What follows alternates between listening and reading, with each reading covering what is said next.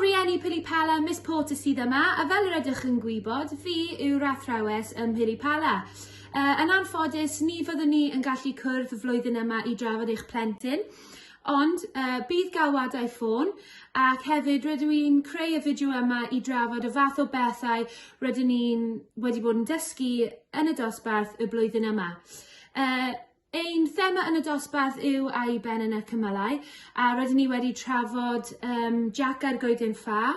Rydyn ni hefyd wedi bod yn trafod yr Hydref, ac ar y foment rydyn ni'n darllen y stori Beth Nesaf ac yn trafod y Gofod. O fewn Jack ar goeden ffa, rydyn ni wedi bod yn trafod mesur. Yn amlwg mae'n wych i drafod mesur y goeden ffa. Rydyn ni hefyd wedi bod yn ffocysu ar hir a byr. Mesur olion ein traed i gymharu ar olion traed y cawr, a hefyd rydyn ni wedi bod yn cyfri'r ffa hyd. Yn iaith rydyn ni wedi bod yn gwneud am cawr, dechrau trafod y stori a'r cymeriadau.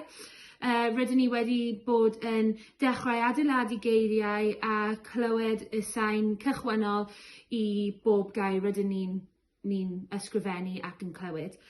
O fewn STEM, rydyn ni wedi bod yn plannu ffa, rydyn ni hefyd wedi bod yn torri ffa i weld beth rydyn nhw yn edrych fel tu fewn, a jyst yn trafod beth bydden nhw'n edrych fel pryd maen nhw'n tyfu, beth maen nhw'n edrych fel o dan y mwd, a beth sydd yn gwneud i ffa i dyfu.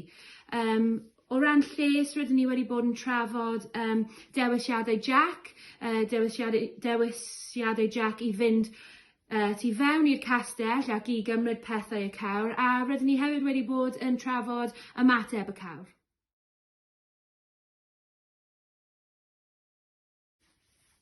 Yr Hydref, felly rydyn ni wedi bod yn trafod yr Hydref, ac yn maths rydyn ni wedi bod yn cyfri o fewn 10. Rydyn ni hefyd wedi bod yn adio o fewn 10. Yn iaith rydyn ni wedi bod yn sôn am liwiau'r Hydref a y dail, sut maen nhw'n newid, a'r newidiadau ni'n gweld o'n cwmpas ni yn yr Hydref. Rydyn ni hefyd wedi bod yn gwneud llawer o ddysgu tu allan, felly llawer o fwd. Sori am hynna, maen nhw wedi dod adref yn llawn mwd, achos rydyn ni wedi bod yn tu allan yn aml iawn. Rydyn ni wedi bod am dro yn casglu dail a phethau hydrefol, a rydyn ni wedi cael llawer o hwyl.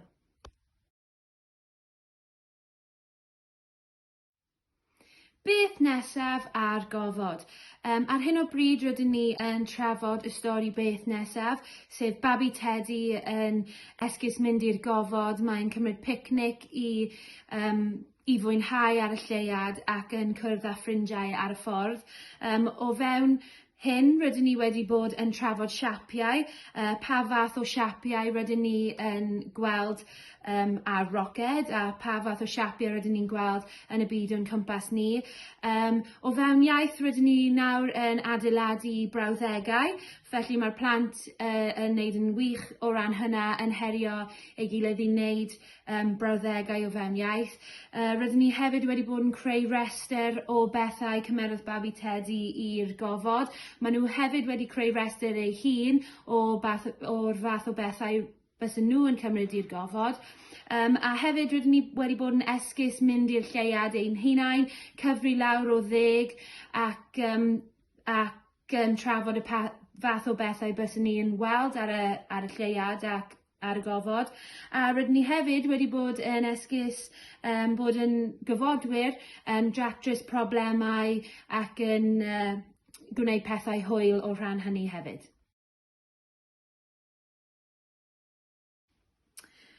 A dyna ni, rydw i'n gobeithio rydych chi wedi mwynhau gwrando ar y pethau rydyn ni wedi bod yn dysgu yn y dosbarth, a rydw i'n edrych ymlaen i drafod eich plentyn gyda chi cyn bo hir. Diolch yn fawr.